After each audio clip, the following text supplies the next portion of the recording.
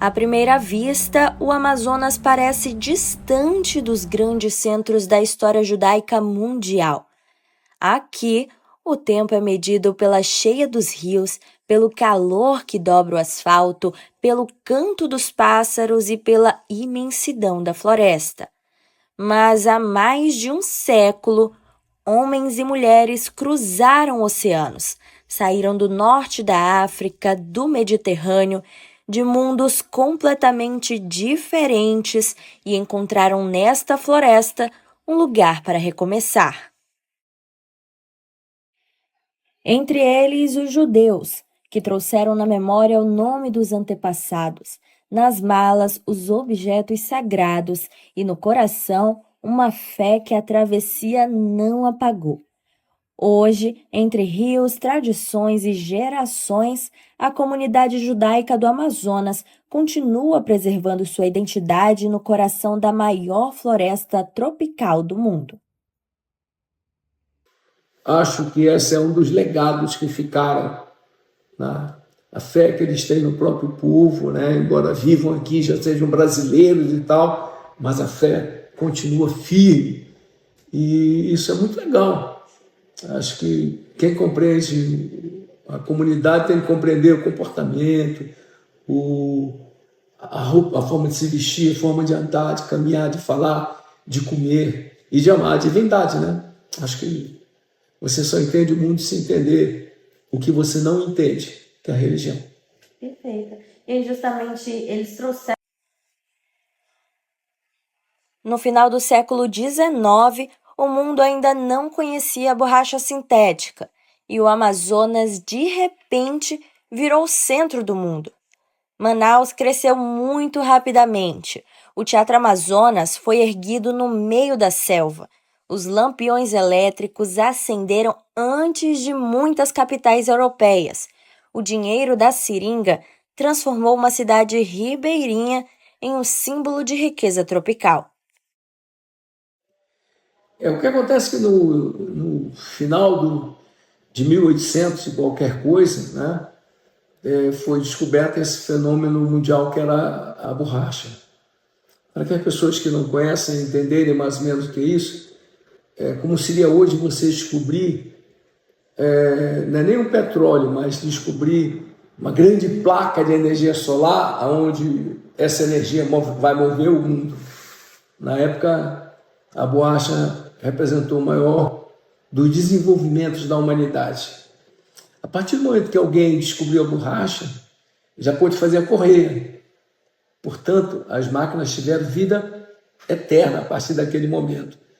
Então, a borracha foi o grande descobrimento depois da descoberta do fogo. O maior descobrimento foi realmente da borracha. E, lógico, no meio do mato, imagina em 1800, se hoje Manaus continua pequeno em relação à Amazônia, né? Você imagina em 1800. Não era absolutamente nada, um lugar esmo em algum espaço. E aí algumas populações que viviam situações de carência e necessidade muito grande começaram a migrar para cá. Dentre eles, os judeus. E o judeu tem toda uma história, até bíblica, de comércio, de negócios. Então, quando eles vêm, eles trazem com ele toda essa força, né? Que não deixa de ser uma força produtiva, porque quando você torna o lugar que você mora útil, passa a ser produtivo. Tu não tem mais vontade de sair dali, porque lá tu consegue estudar, comer, trabalhar, criar sua família. Então, eles são dessa natureza. Os judeus são um grupo de pessoas que buscam o bem-estar da sua família. Não necessariamente no seu país, mas onde ele é bem acolhido e que pode fazer. E foi esse Eldorado, esse lugar que prometia uma vida nova, que chamou a atenção de comunidades que, na outra margem do oceano, viviam sob pressão e incerteza. Escravidão no Egito, na sua fuga, de tentando pertencer dentro de um espaço. Lembrando que ele é um povo até hoje muito perseguido, tanto no seu próprio país, Israel, existe também, assim como em todo mundo também existe a perseguição aos israelenses, né? Eu sou judia e eu vim de uma família também que é muito forte no judaísmo. A minha família ela não é daqui de Manaus, ela é de Israel. E ela veio para Manaus nos anos 60, mais ou menos. O meu avô foi o primeiro que veio aqui. Ele conheceu a minha avó, que era de Parintins, e daí ele converteu a minha avó ao judaísmo. E vieram as minhas tias, e eu, assim, fui criada dentro do judaísmo. Longe da terra natal, construíram aqui uma nova terra. Fundaram famílias, enterraram seus mortos e, aos poucos, foram colocando raízes em um solo que ninguém esperava ser o deles.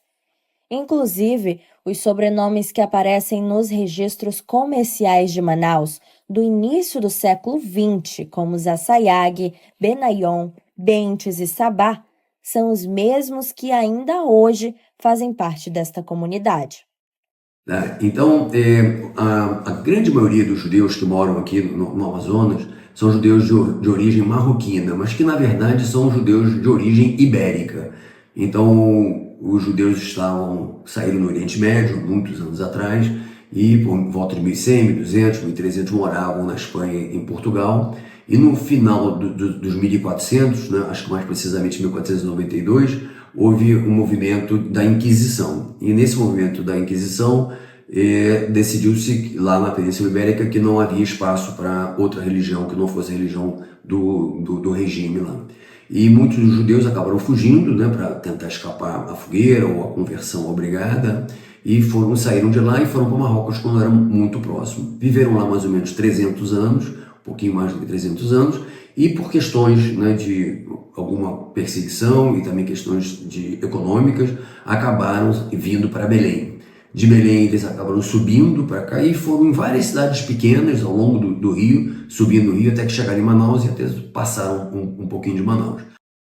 Isaac Ben Shimol, filho de imigrantes judeus, trabalhou nos seringais do interior da Amazônia. Quando o ciclo da borracha declinou, ficou cheio de dívidas, mas não desistiu.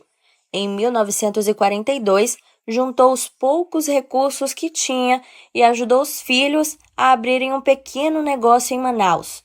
Os irmãos Samuel, Israel e Saul Ben Shimol começaram vendendo medicamentos.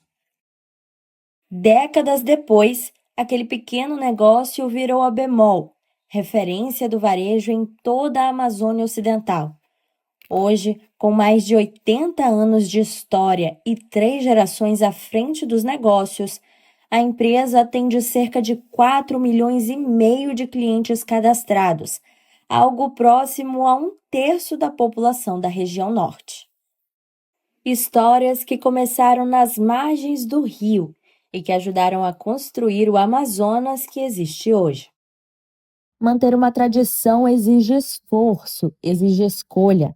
Num lugar onde o carnaval rivaliza com o Shabá, onde o calendário não coincide com o sagrado, ser judeu no Amazonas sempre foi um ato de resistência cotidiana. Tem muitas festas e muitas delas, como eu falei, elas remetem ao processo do judaísmo durante o tempo de perseguição e essas coisas. Tipo assim, como eles se juntaram como um povo e cresceram como um povo, tipo assim, eles se juntaram com uma causa maior, que era a comunidade, né? Então tem o Pessah, que é a Páscoa judaica, e geralmente acontece na mesma época da Páscoa cristã. E nessa festa específica, a gente não pode comer nenhum alimento que fermente, tipo pão, macarrão, porque quer mostrar que quando tudo aconteceu, quando o faraó, né, deixou Moisés sair com o povo judeu, ele falou, saiam o mais rápido possível, tipo assim, podem sair. E aí Moisés falou, cara, será que ele ainda vai deixar tipo, essa oferta? Né? Tipo, não sei o tempo que ele deixou, então ele chegou para a família, para o povo judeu, falou, bora, todo mundo embora, que o faraó deixou a gente embora, e peguem tudo que for preciso, porque a gente vai pro deserto, não vai ter o que comer. Aí, o pão que estava fermentando, o pão que demorava 7 dias para fermentar, Eles pegaram, aí ficou o famoso pão ázimo, que é o pão que não cresceu. Por isso que na época de Pêssaro a gente tem que comer a matzá, que é um pão ázimo, que ele não fermenta. É só uma bolacha de trigo, água e sal. Aí tem todo um processo por trás de não fermentar e tudo mais. Aí essa festa dura 7 dias. Aqui, o judaísmo não chegou rodeado de grandes centros comunitários nem de bairros históricos. Chegou por dentro das casas, das cozinhas, das conversas entre avós e netos. E foi assim, no mais íntimo, que sobreviveu. Entre os rios que nunca param de correr e gerações que seguem adiante, a cultura judaica permanece viva no Amazonas, não apesar da floresta, mas junto com ela.